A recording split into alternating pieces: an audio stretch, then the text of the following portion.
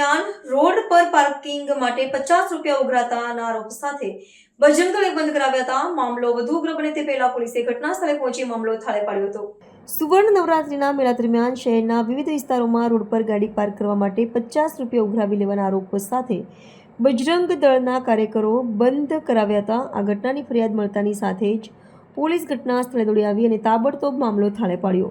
હાલ સુરત સહિત દેશભરમાં નવરાત્રિનું ધૂમ મચી રહી છે. હર કોઈ માતાજીની પૂજા અર્ચના કરવામાં વ્યસ્ત છે, સાથે માતાજીના ગરબા ઘૂમી રહ્યા છે. સમગ્ર વિસ્તાર માતાજીની આરાધનાથી રંગાઈ ગયું છે.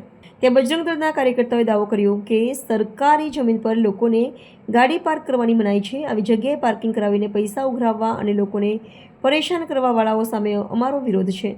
પોલીસ આ બાબતમાં કાર્યવાહી કરે. ઘટનાની માહિતી મળતાની સાથે જ પોલીસની ટીમ ઘટના સ્થળે પહોંચી. પોલીસ અધિકારીઓએ બજરંગ દળના કાર્યકરો અને સ્થાનિક લોકો વચ્ચે સંવાદ સાધ્યો અને પરિસ્થિતિને શાંત પાડી. પોલીસે બંને પક્ષોને સમજાવ્યા અને આવી કોઈ પણ પ્રકારની ફી વિના લોકોને પાર્કિંગની સુવિધા આપવા નિર્દેશ આપ્યા.